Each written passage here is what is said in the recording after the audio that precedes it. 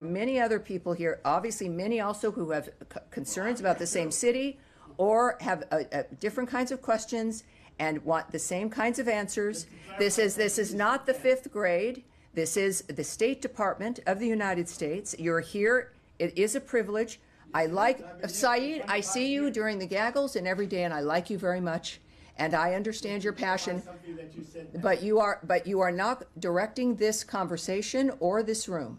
Thank you. Yes, sir, please go. Do you believe that the recent mineral deal with Ukraine sends a clear message to those who have accused President Trump of being sympathetic to Russia? Yeah, I think that there's a lot of media that goes on when you're dealing with issues of negotiations. The answer, of course, is not to not speak to people. And that was the idea and the theory for the last administration, where Russia wasn't spoken to for at least 3 years. And so even a lot of heat of the idea of speaking to Putin. There was a lot of heat when he went to visit Kim Jong-un. But Secretary Rubio is very similar when it comes to what President Trump's view is that people have to be spoken with, face to face, one-on-one. That diplomacy is about human beings making arrangements, talking about things, finding a common ground. And you really, in all honesty, I know we got used to a lot of like non-human contact during COVID, and that is one of the biggest disasters to hit humanity that we can imagine that was enforced on us. So it is now clear that there is a commitment and an understanding of the importance of this kind of diplomacy. So I'm not going to guess at the nature of what President Trump and Putin might discuss. I do know that President Trump is doing it for a reason, and that is to accomplish an end to bloodshed and massacres. When you think about it, it's something that has to happen. That is what has always driven him. And with Ukraine, the same situation. You have the president of that country in your house, in the Oval Office. You're supposed to have signed this deal that day when President Zelensky decided that was just not going to happen, I guess. And yet it didn't end the relationship. They meet in Rome. They sit down with each other. And then this happens again. We know this is important to all of us and to those men and the women as well involved in these negotiations. But it is something that is with a goal to solve something.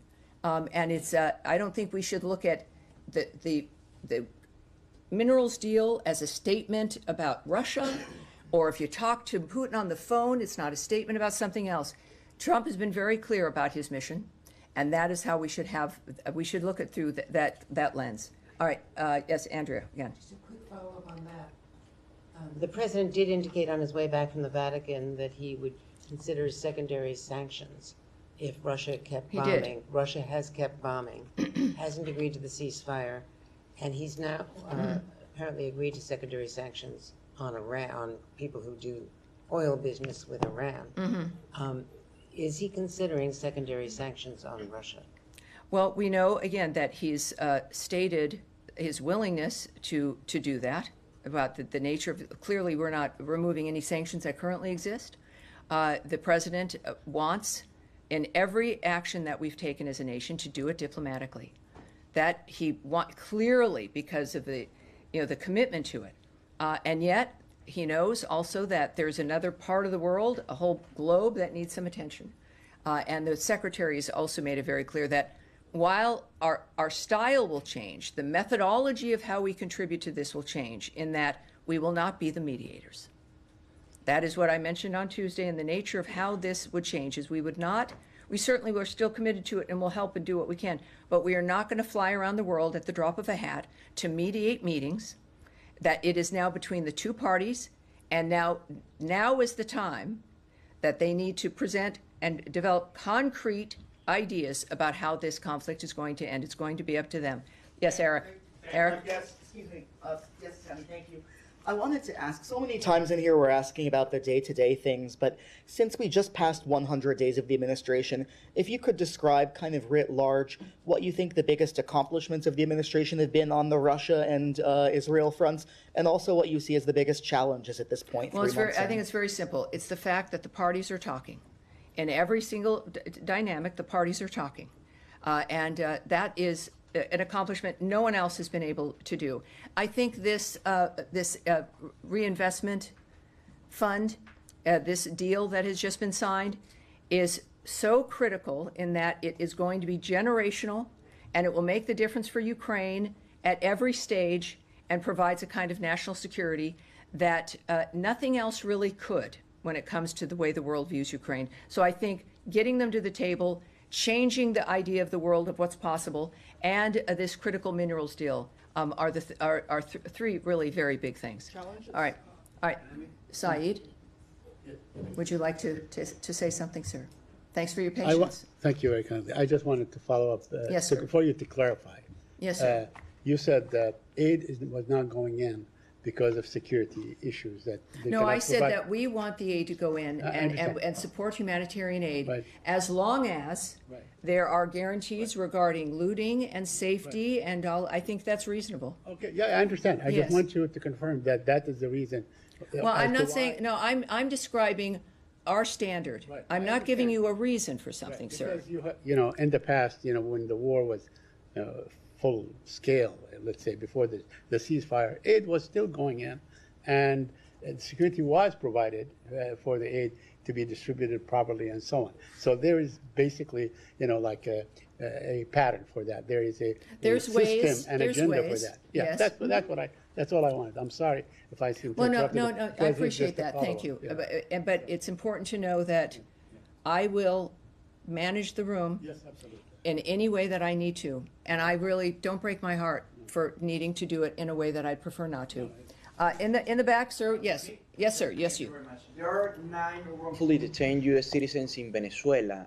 Their families are asking for engagement, or at least that the administration do something to get them back. Is it true that Special Envoy Claver Caroni is engaging directly with the Maduro regime for some kind of exchange, maybe Venezuelans in El Salvador for these 9 U.S. citizens, or what is the engagement? Well, I cannot speak on any alleged or real diplomatic efforts, what's happening, and certainly not just that situation, but any other situation either.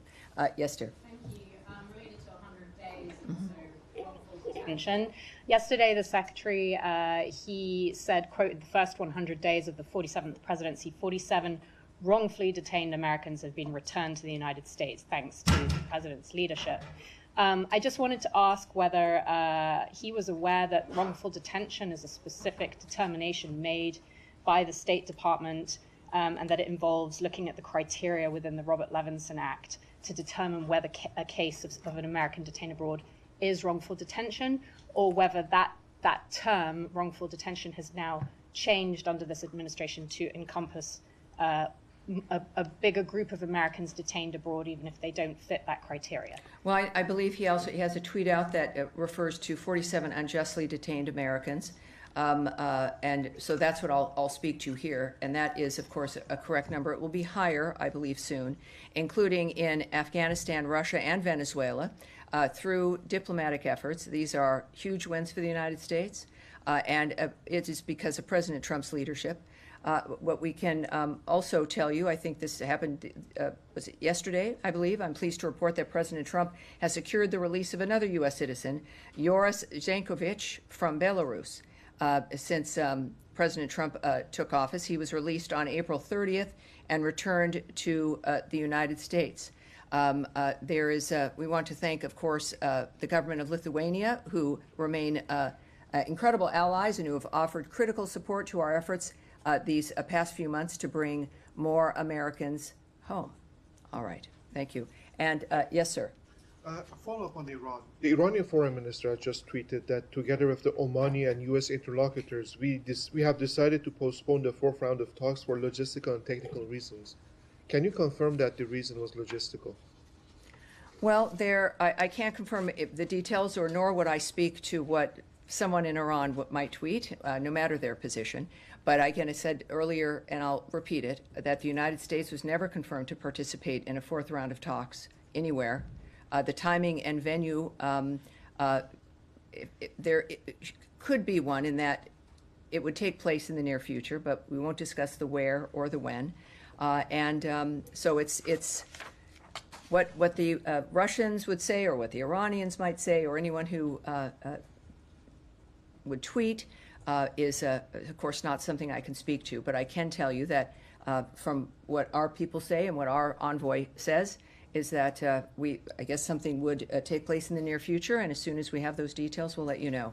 And that is, it's a very big day. That is going to be it for me. Thank you, everyone. It's a beautiful day outside, and thank you. It got very saucy in here, and I want to thank everyone for caring about their region and their issues, and I appreciate everyone behaving as much as they possibly could. Thank you.